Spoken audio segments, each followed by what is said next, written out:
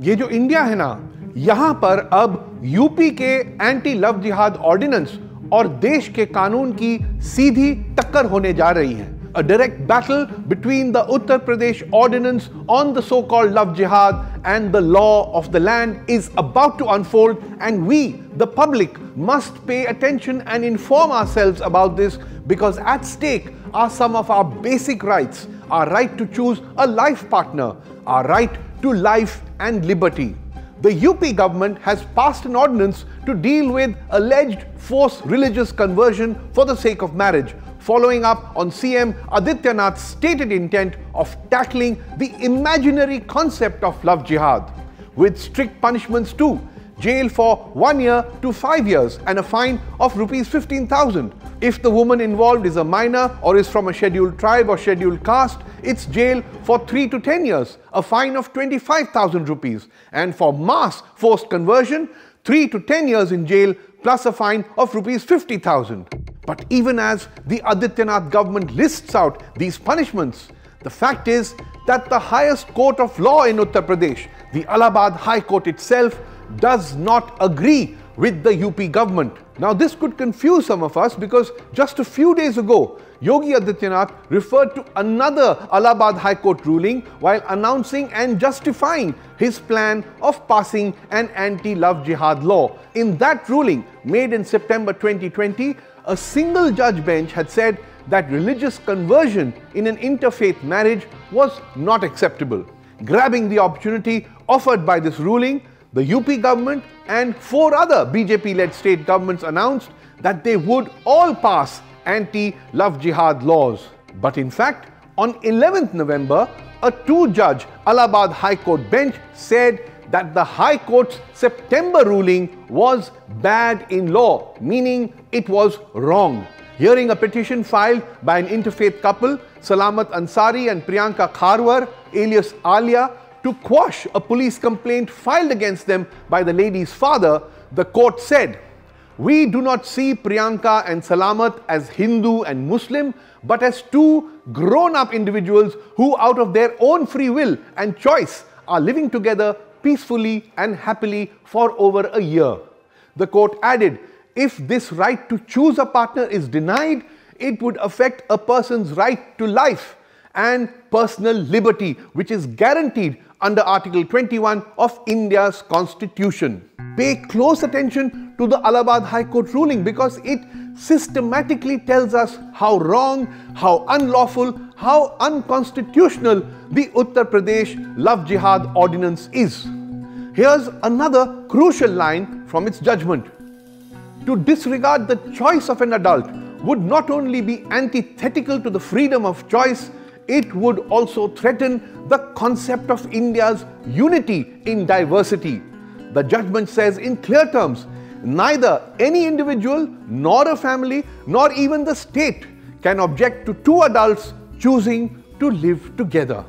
And finally, and most importantly, the Allahabad High Court says, since Priyanka was undisputedly an adult, she could legally make her own decisions, including choosing to convert to Islam, meaning not even Yogi Adityanath ki sarkar, nor any anti-love jihad vigilante groups, not even Priyanka's father could stop her. When the UP government, arguing in favor of the woman's father, referred to the High Court's September ruling that conversion only for the sake of marriage was not acceptable, the Allahabad High Court, as I mentioned a bit earlier, categorically dismissed that ruling as bad in law, wrong. It even cited the Supreme Court's 2018 judgment in the Hadia case, where it had upheld Hadia's conversion and interfaith marriage. Simply put, the Allahabad High Court ruling leaves the UP government's anti-love jihad ordinance with no legal legs to stand on. So, should the Adityanath government stop, reconsider and withdraw its ordinance, since it relies on a flawed and incorrect court ruling? Yes, it should. But will it? It seems unlikely. Let's examine a few more troubling key details of this ordinance. Here is one. The onus of proving that the conversion was not forcible, was not done by deceit, not done solely for marriage, will rest on the person who converted. What does this mean? Imagine an interfaith couple, Muslim boy, Hindu girl, or a Hindu boy, Muslim girl, any such couple. Now, thanks to the ordinance, anyone from family to anti-love jihad vigilantes to the local administration itself can make a completely frivolous charge of forcible conversion, and an over-enthusiastic police trying to please its political bosses can file a case and arrest the couple claiming forcible conversion and then sit back as the couple try to prove that it wasn't forcible. Does it sound fair? No, but that's the whole point. The ordinance is not meant to be fair, and that is what is already happening on the ground with several interfaith marriages. They are being harassed, they are being traumatized. Now here's another troubling detail from the ordinance. Anyone wanting to convert for the sake of marriage would have to give a 2-month advance notice to the local district magistrate or face a fine plus 3 years in jail. Now what does that actually mean? It just makes an interfaith couple highly vulnerable for those 2 months. 2 months during which time anyone from family to panchayats to anti-love jihad goons who can pressure, intimidate, even physically attack this interfaith couple, traumatize them into giving in and ending their relationship. Again, does this sound fair? No. But as I said, that's the whole point. This ordinance is not meant to be fair.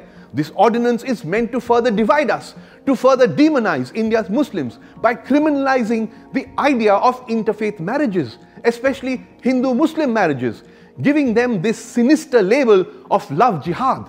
So far, the loony right could only pretend that there is such a thing as love jihad and spread fake news about this fake phenomena.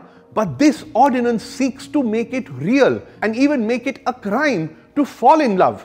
But ये जो India है ना, a secular India, that India will not allow this to happen.